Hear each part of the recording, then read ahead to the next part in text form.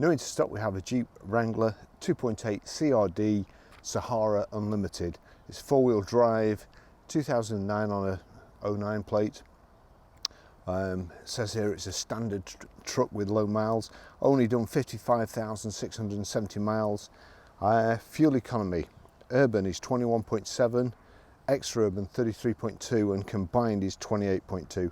0 to 60 time of 11.7 seconds, top speed of 107 miles per hour out of 174 brake horsepower, 16 valve engine. 6 month road tax, £313.50, and 12 months is 570, and the car's got an MOT until the 11th of the 7th 2020. It's quite an interesting car, I've got to say. Good looking thing, and some of these a chap called Afsol Khan converts them to Chelsea trucks, and they're £70,000, so there's plenty of scope if you just want to buy a basic car and then put a few additions on yourself. But apart from that, just running around in it, it's a fantastic car. I had a 4 litre one quite a while ago when I worked for Chrysler. I'll tell you a bit about that in a short while. But in the meantime, everything's really well made, really sturdy. Looks like it's easy to replace if it ever wears out, and it doesn't look like it's going to wear out. So fashioned on the old Jeeps, the old military Jeeps. Nice big bumper there. We've got 5-spoke alloys, the Wrangler Unlimited badge on the side here. In the top here there's 2 panels which lift out from the inside. You unscrew the back and then there's a couple of little catches to take out. They're quite heavy, takes about 5 minutes, and then the whole roof is missing from the front over the driver and the passenger. It's really nice on a summer's day, I've got to say, and as I say, I have done that before. We've got rear privacy glass, we've got a side step, a side bar, protector, whatever you want to call it, and then the car's shod with Bridgestone Duellers, good tread on all the tyres. It's a really good thing, especially if you like off-road vehicles. It just looks like it's going to last forever, this. I'll show you in the back. Now, if there's one thing that could get on your nerves, it's this back door. Obviously, with having the spare wheel on there, it's it's not heavy. However, there doesn't seem to be a catch here to hold it in place. So it's heavy. If you were bending down, it crack you on the back of the head. So you need to be careful with that. Perhaps just manufacture some sort of wedge to hold it open. And you've also got this that hinges up like so. So plenty of room in there. Nice and handy for a dog, I would say. Fairly easy for it to jump into it, and plenty of room for it to look round. Crash bars over the top there. This is kind of the roof is kind of composite. So you've got a crash bar or rollover bar over the driver and one over the back there. So, and now it's raining. Shut the window first, and the self-closing back door. I'll just show you in the back.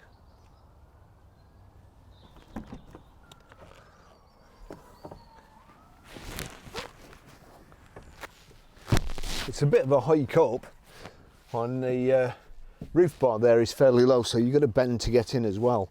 But apart from that, that's where I would normally have my seat. Plenty of leg room. The seat back's nice and high. It's relatively clean in the back. This is just as it's come in. Our detail advance isn't very well at the moment, so he's off. We're just getting a bit behind with the cleaning and so on. Hence, I'm videoing this and photographing it when it's just come in. But when he's finished with it, it will be absolutely like new. It is a lovely vehicle.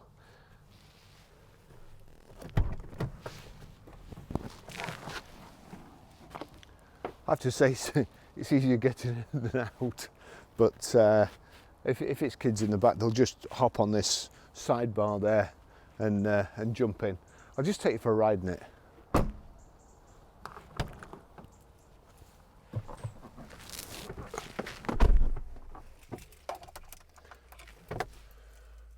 2 keys, 2 remotes, proper ignition lock. Put your foot on the clutch before you turn the key, and then the vehicle will start. As I say, it's a really nice, different, interesting car. Be a great second car for somebody. Fantastic towing vehicle, off-road and so on. And just something that you can get. You can live out in the sticks, and you can get anywhere on the road, and probably on your fields, on your farm as well. Now, there's a speech on the internet and a book by Admiral William McRaven, and it's called Make Your Bed. If you want to change the world, start by making your bed in the morning. And then he goes on to say you'll get a small sense of accomplishment, and that'll encourage you to go on to the next task, and the next, and the next. And if you have a really, really bad day, you come home and at least your bed's made. Now, I know what you're thinking, Baz, like, we haven't got all day, where are you going with this? We want to see the Jeep going. But I could do a lot more videos if I didn't have to keep chasing service history. And it's astonishes me that such a little thing in a main dealer, they spend millions and millions of pounds on main dealerships, loads of equipment, and then they put some numbskull on the service desk. And I say this all the time, but honestly, places I've worked in the past, I've had more arguments with them than I don't know what. And millions and millions and millions of pounds must be wiped off the value of cars during the day just by going and getting it serviced at the wrong place. No service stamps. This vehicle, it's got a service history. Fortunately, we've got all the invoices, or we've got the invoices, but no stamps in the book. Not a one from main dealers. And you know, if you want to change the world, make your bed. I suppose in the interview, next time you're interviewing a service receptionist, ask them if they make the bed in the morning. If they say no, fire them off up the road, because they're never going to be any good. And you know, people like me are going to end up doing their job for them that should have been done years ago, and it will just continue. Anyway, don't forget, make your bed. I'll take you for a ride in this. And the other thing is, let's just get going.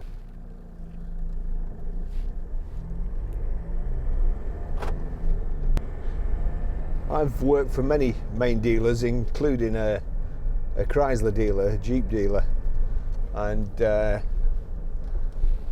one thing I've learned is that there's 3 people you should make friends with immediately. The sales administrator, who is usually a young lady and has more power than the dealer principal, and probably runs the place unbeknown to the dealer principal. Then the best mechanic, you should always make friends with them, because they'll save you hours and lots of aggravation with your customers. And the other person you should make friends with is the person where you get your fuel.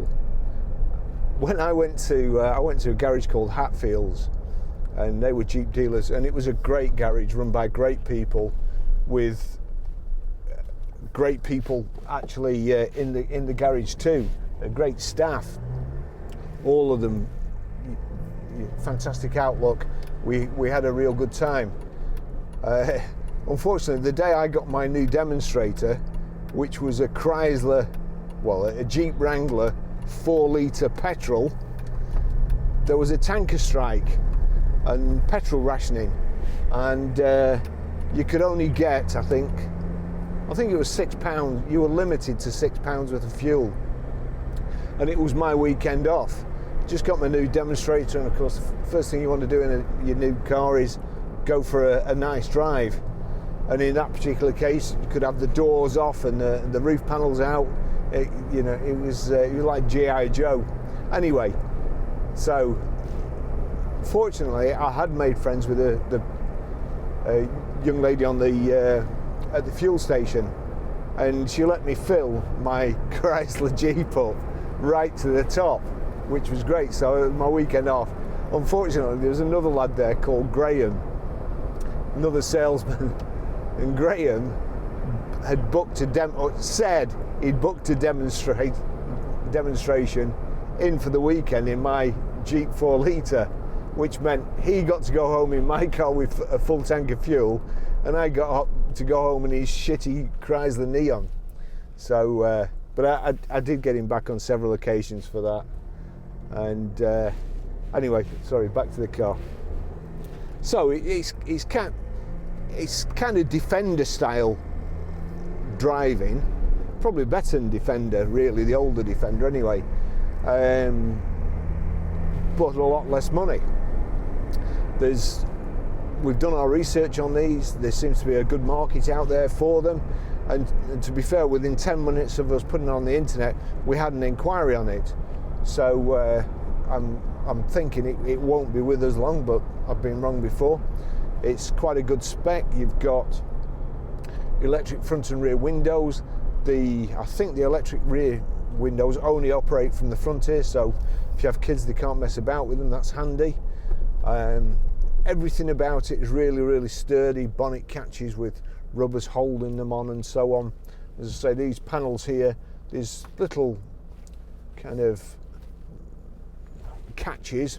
There's a catch at the front, and then there's a safety catch here. You have to unscrew these. There's two screws at the back, and they seem, to be fair, they seem to go on for ages.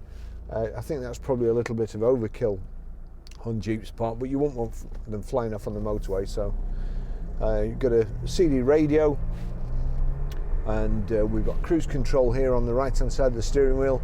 Steering wheel's all good, you can see everything.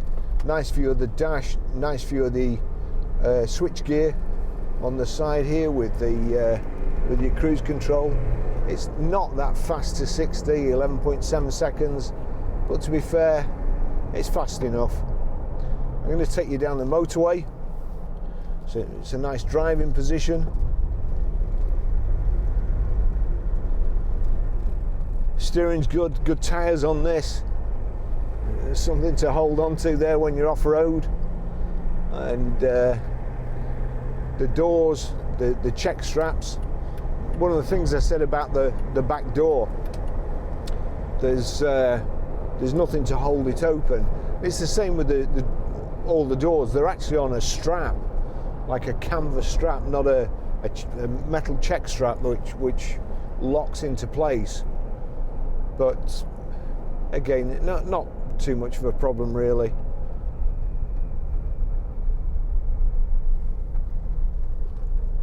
Got air conditioning there, switch there.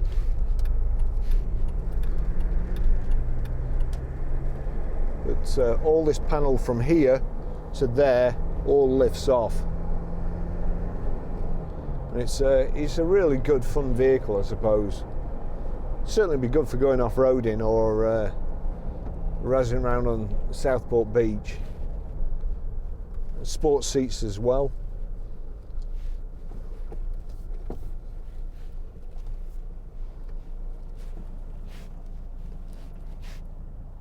There's side steps and side protection bars, I suppose.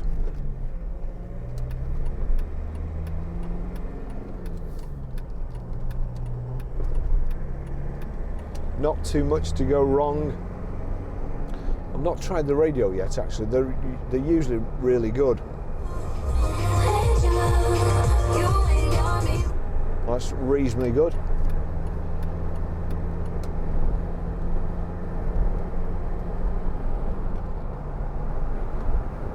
What we're doing, let's see, it is 6 speed. Let's see if we can get up to 70. There's a van coming up the outside there. We're nearly at 70 there. So cruise there, set is down. There we go, 70 miles an hour, 2000 revs, 6 gear, reasonably quiet. When you bear in mind this front screen is flat, looks like you could just, if you smashed it, you could just put a pane of glass or a pane of perspex right across it and it would fit perfectly. Flat side windows, up and down, like the Defender.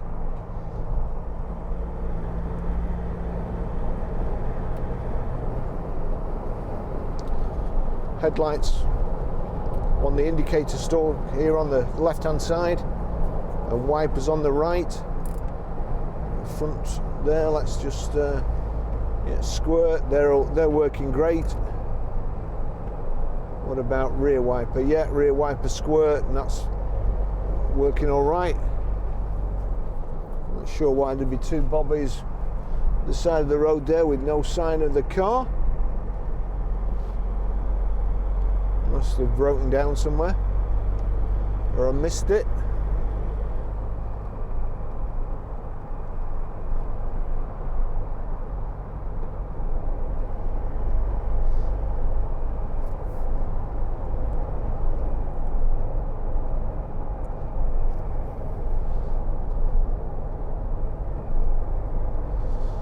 I think the number plate on the back of that caravan might be slightly illegal and not to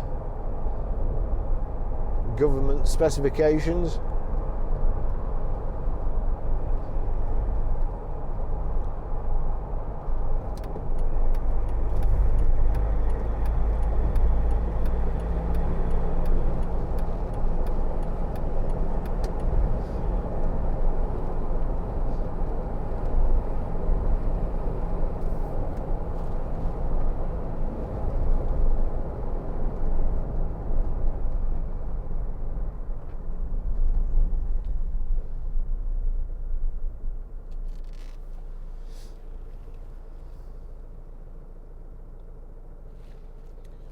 So there's your aircon. You just need to switch it on. There you go. Only works when the fan's on. Hot and cold and direction there. Got ESP, two power sockets, your high and low for your four-wheel drive. Cup holders here. Front center armrest. That looks like it opens up. Whether there's a lock on it. And here you can lock all the doors from one switch.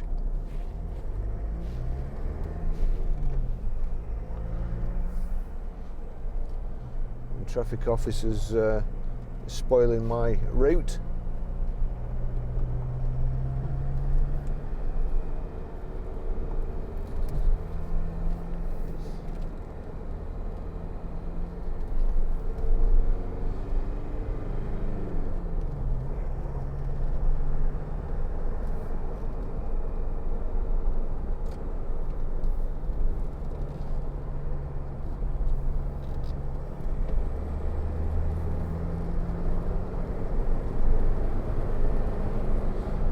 Transporter's not hanging about there.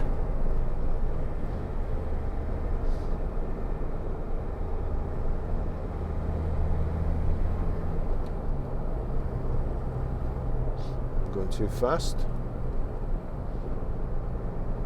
So it may be a bit of a plodder this, but you can still go too fast in it. The back seats fold down as well. Got a proper kind of swan or gooseneck tow bar on the back.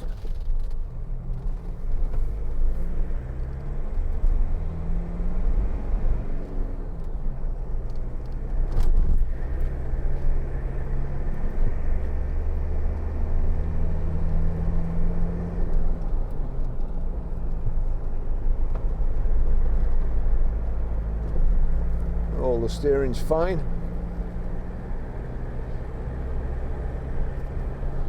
Although you have to remember it is a bit wider than than you think it is in the cabin. If you look in the mirrors here, it's a bit, well, not exactly like a Porsche Turbo, but it's got the wheel arches sticking out.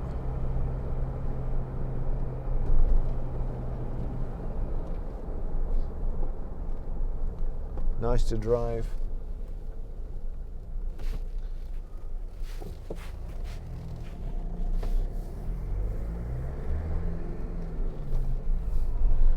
Good gear change, light clutch, plenty of room there as well. I've got my big boots on. big winter boots.